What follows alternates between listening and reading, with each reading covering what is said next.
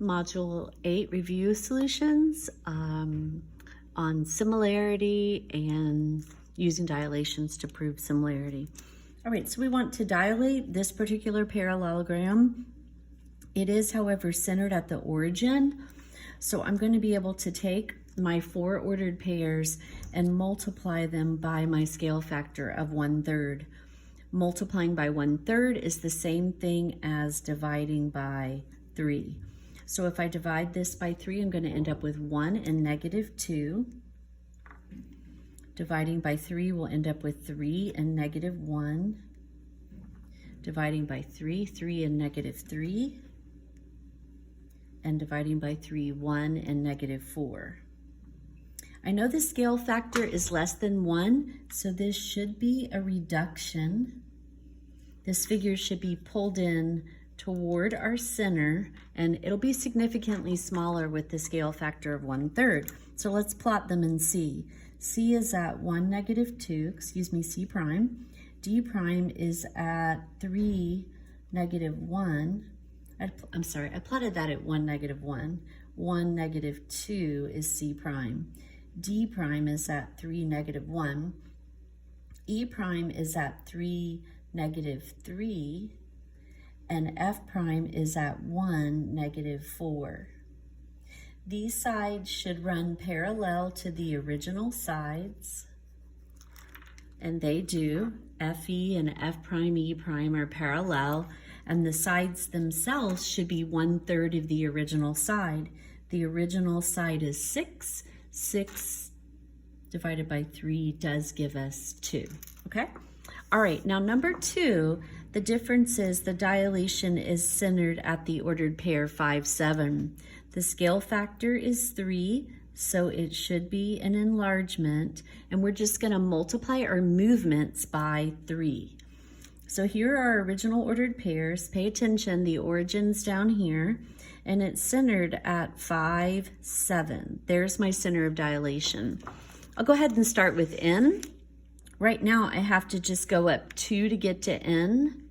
So we'll do 2 times our scale factor of 3, and instead I need to go up 6 from that original center. So from here I'm going to go up 2, 4, 6, and this is now the location of N prime, and we do need to name that point. Here's the origin. So N prime is over 5 up 10, 11, 12, 13. Okay, so N prime is at 5, 13. All right, let's go ahead and do P next.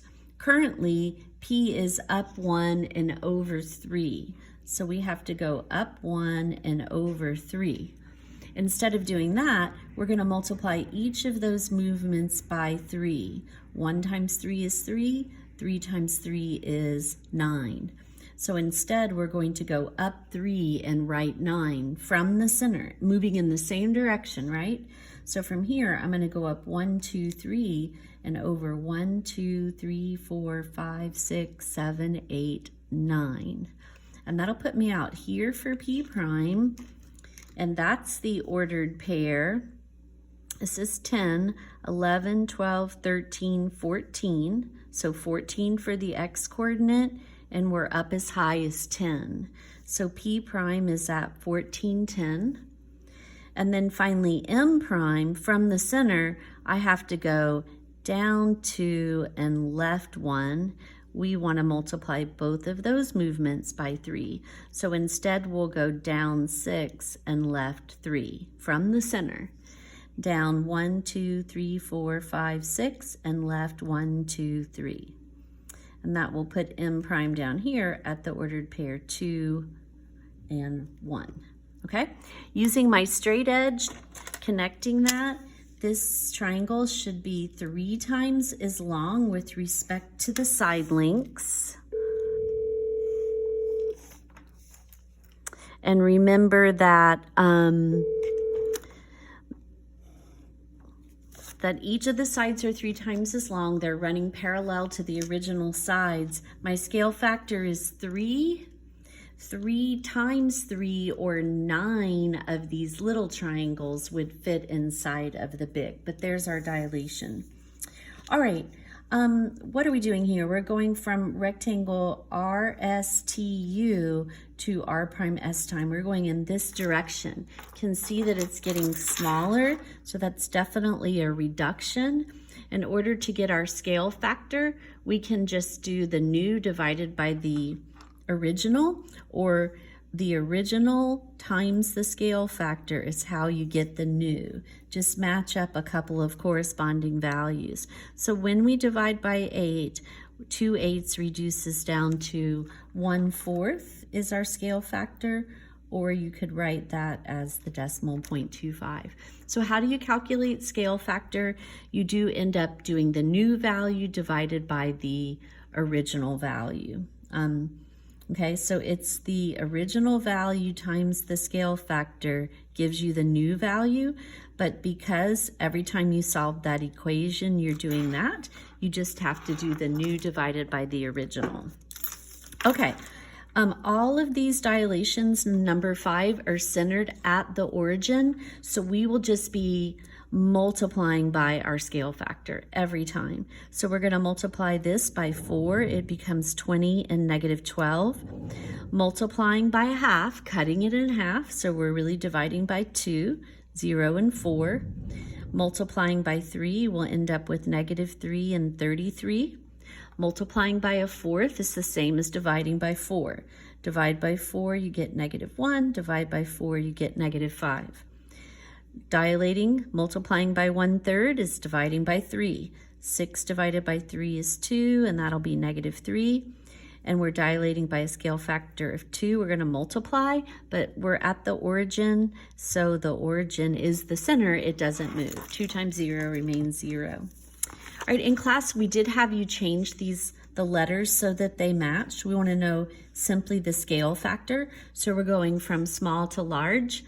I hope you can see that that's 2, but remember you could take the original times the scale factor will bring us to the new. So you're doing the new divided by the old, by the original, and you just end up with a scale factor of 2. It's an enlargement. C prime is where we ended up after we dilated with the scale factor of 6. So going from C to C prime, going in this direction, we multiplied by 6. So we want to go back the other way because we know what C prime is. So when we go back the other way, we're going to want to divide each of those by 6. 24 divided by 6 is 4. 15 divided by 6, let's leave that as a fraction. Those are both divisible by 3. 3 goes into that 5 times, 3 goes into that twice. So you get 5/2 or 2.5 or even 2.5 if you prefer, but there's our original value.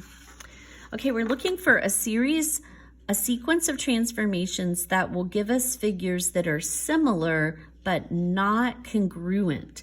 So we have rigid transformations. Remember, rigid keeps the shape and size the same. Size remains the same. Those are translations, rotations, and reflections. Those maintain the same size. However, non-rigid, the only types are dilations. They maintain the shape and the angles, but they change the size. So the only types of transformations that will result in something that's not congruent to what we start with is anything that's doing a dilation. So rotating and translating, that's rigid. Reflecting and dilating, that's going to change size, so it won't be congruent. Dilating and then rotating is going to change the size. Translating and then reflecting, that'll remain congruent, as will that one. Reflecting and rotating, that will remain congruent. Rotating and then dilating, that will change the size. And translating and then rotating will remain congruent. So it's just those 3. All right. Find a series of transformations that will map one onto the other. Well, notice that this triangle is ending up over here and it's bigger. So we know we're going to have to dilate it. But the first thing I'm going to do is I'm just going to fold it across the y-axis. So remember, we can do it with ordered pair rules. We can also do it visually. B is 3 to the right of the y-axis. So this is where B prime will end. This original A is 5 to the right of the y-axis. So if I go 5 in this direction, this is where A is if I fold it over. C is 3 to the right of the y-axis, so it will end up 3 to the left. So when we fold it across the y-axis, it would land right there, and then we have to make it bigger. And notice that this point is right where it ends up after the dilation. That's our center. So it's going to be centered at B prime. Let's go ahead and write where that is. That's the ordered pair -3, 2, with a scale factor of, okay, so what are we doing? Currently, to get from B to A, I have to go up 1 and left 2. To get from B to the new A, I have to go up 2 and left 4, twice as far as I went here. So the scale factor is going to be 2. But what did I do first? I reflected across the y-axis first, so that needs to come first. Reflect over the y-axis, then we want a dilation. Sorry, I didn't write that first. Centered at B prime with a scale factor of 2. That'll blow it up and match them up. All right, are these triangles similar? If so, how do you know? Well, if they're similar, we know that the vertical angles are congruent, and we have the two sides that form the angle and the two sides that form the angle. It would be this test, but we have to make sure the sides are proportional to one another. So we can see that these two sides would match up. Remember, the shorter segment needs to match with the shorter segment. So you can see if there's a scale factor that takes you from 20 to 36, that also takes you from 24 to 42, or we could even write our proportion. 20 matches up with 36, and we want to know if that's equal to these two sides match up, 24 over 42. Is that true? So remember, we'll take our cross products. If you multiply here, you get 840. When I multiply this way, 6 times 4 is not going to end in a 0, so I know right off the bat these are not equal. 24 times 36 is 864. So even though they have congruent angles and there are sides in the right position, those sides are not proportional, so they are not similar. Okay, a 5-foot student is casting a 4-foot shadow. So we have a 5-foot student casting a 4-foot shadow. Remember, here's the sun shining down, and that angle and this angle will be the same for the tree as well. The sun is shining at the same time, and the tree is casting a shadow that's 44 feet long, and we want to know how tall the tree is. So those two triangles are similar by angle. Let's just set up a proportion. I'll do the student over the tree. So the student's actual height is 5. That matches up with the tree's actual height. Go back to the student's shadow is 4. That's going to match up with the shadow of the tree. Taking cross products, we get that 4 times x is equal to 220. Divide both sides by 4, and you do get 55.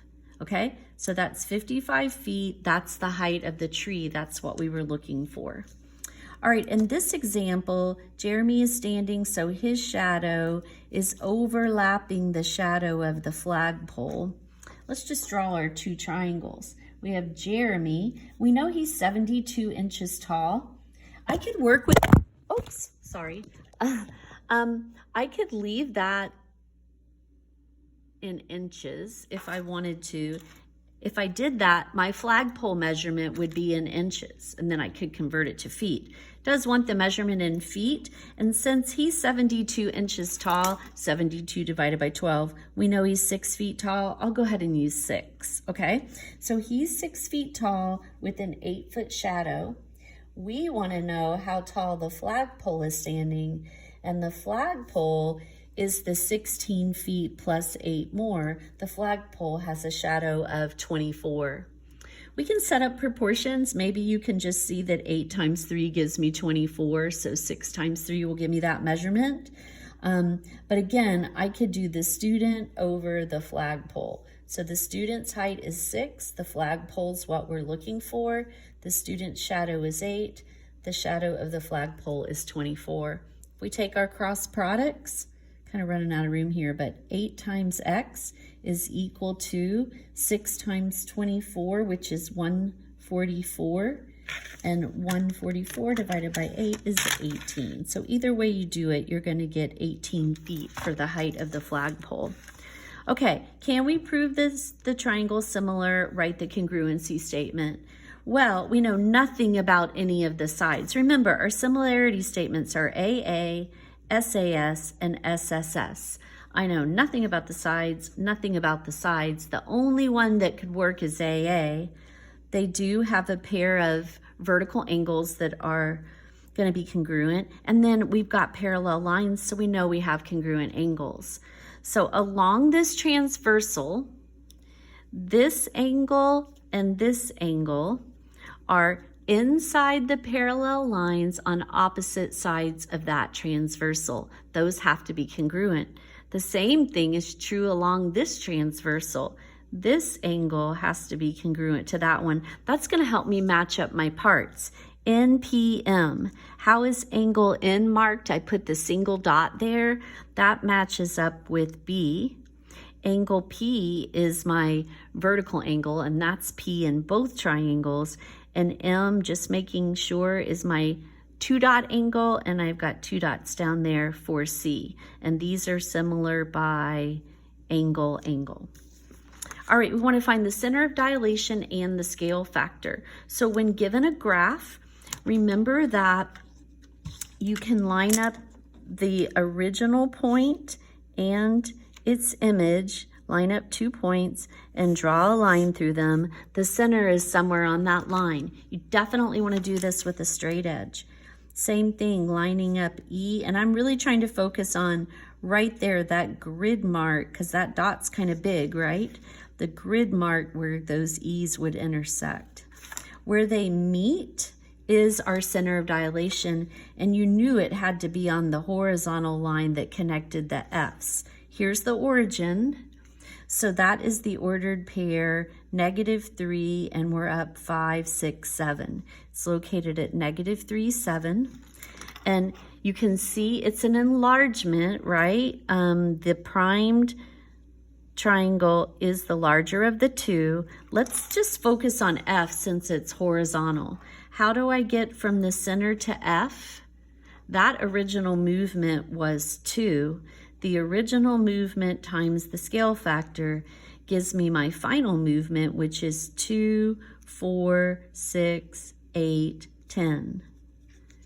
Or you can just do the new divided by the old, or the original, 10 divided by 2. Either way you do it, our scale factor is 5.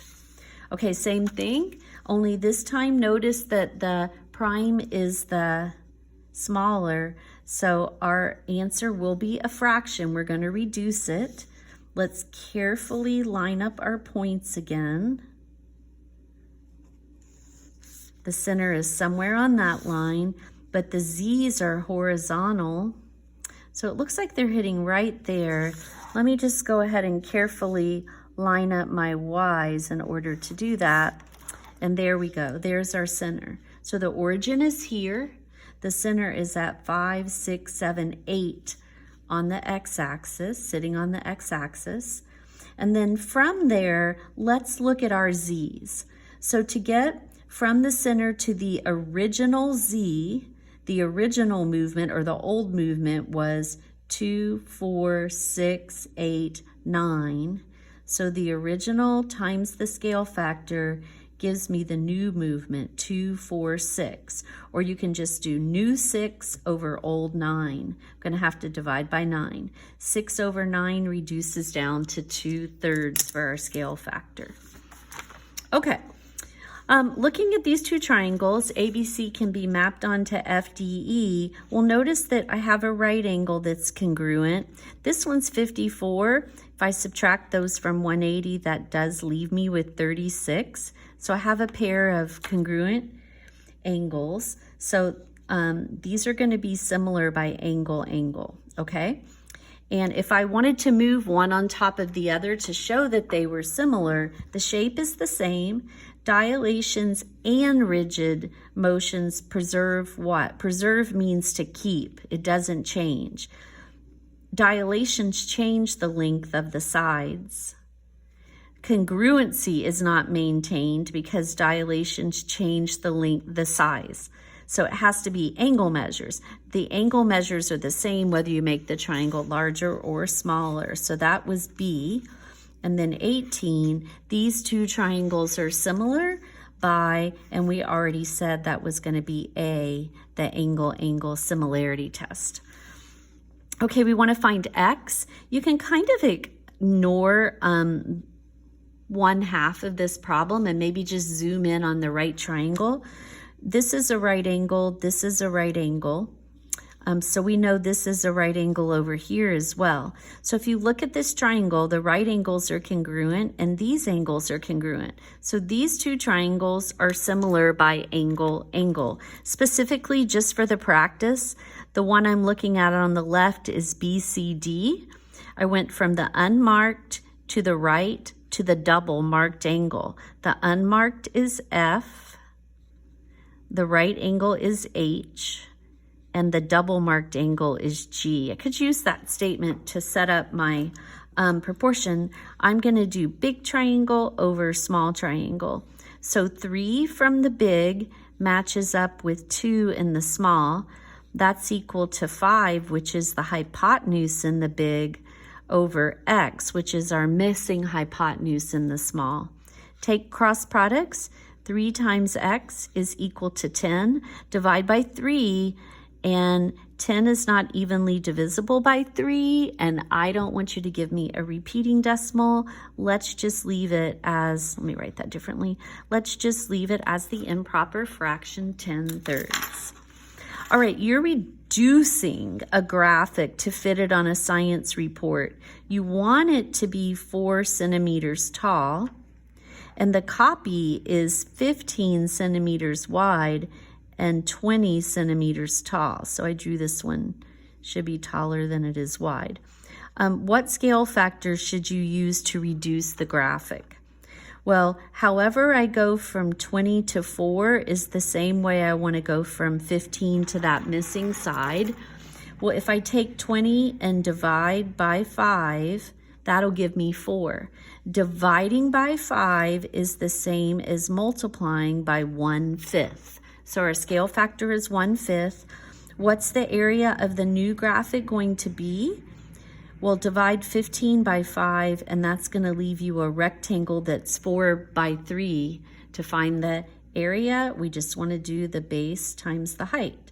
So that's going to be 4 times 3, or it has an area of 12. It's in centimeters, so it's square centimeters.